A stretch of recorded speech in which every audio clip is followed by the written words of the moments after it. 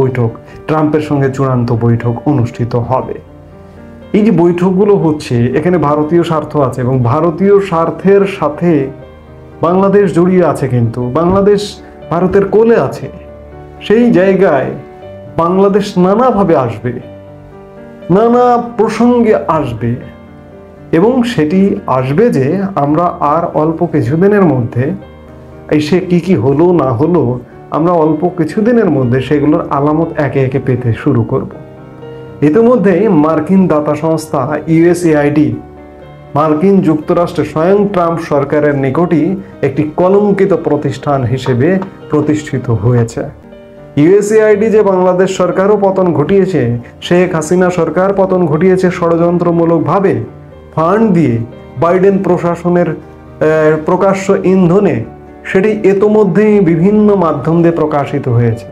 আজকে মার্কিন দাতা সংস্থা ইউএসএআইডি শাস্তির সম্মুখীন, তার কর্মীরা শাস্তির সম্মুখীন। ইউএসএআইডির প্রধান মহাপরিদর্শককে বরখাস্ত করেছেন ডোনাল্ড ট্রাম্প গত পরশু। ইউএসএআইডির শাস্তি হবে, এবং ইউএসএআইডির মাধ্যমে যেসব দেশের সরকার পরিবর্তন হয়েছে সেগুলোরও কিন্তু শাস্তি নিশ্চিত। ডোনাল্ড ট্রাম্প যদি বলে যে বাংলাদেশে অন্যায়ভাবে সরকার হটানো হয়েছে, ইউনূস সরকার অবৈধ সরকার, কাজে ইউএসআইডির সহযোগিতায় যে সরকারটির পতন হয়েছে সেই সরকারটি ফিরিয়ে আনো, আপনি কি করবেন মোহাম্মদ ইউনূস? এমন ঘটনাও যদি ঘটে অবাক হবার কিছু নেই। আর সবচেয়ে বড় কথা, আমরা একা নয়, আমাদের এই যে অব্যবস্থাপনা তৈরি করেছে, আমি সবচেয়ে আশাবাদী আমি ভারতের প্রতি।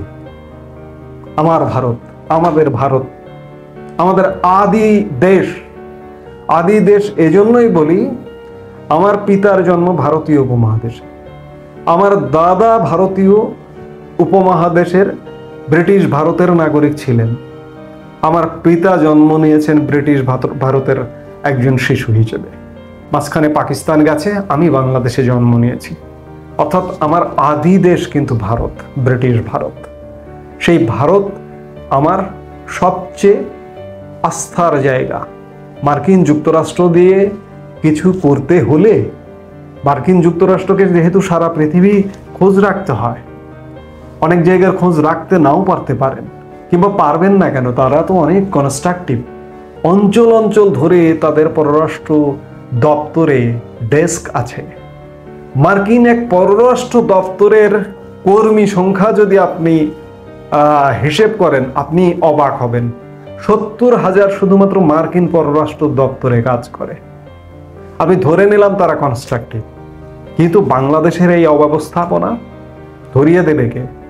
আমার অকৃত্রিম বন্ধু ভারত ধরিয়ে দেবে, এবং ধরিয়ে দিয়ে কাজ করবে। ইতিমধ্যে দুটি বৈঠক গুরুত্বপূর্ণ দুটি মানুষের সঙ্গে হয়েছে, আর খানিকক্ষণের পরেই ডোনাল্ড ট্রাম্পের সঙ্গে বৈঠক হবে। আমরা আশাবাদী, আশা করছি বাংলাদেশের এই প্রকৃতির রাজ্য থেকে উত্তরণ ঘটবে। এই মুহূর্তে এ পর্যন্তই। সবাই ভালো থাকুন, সুস্থ থাকুন।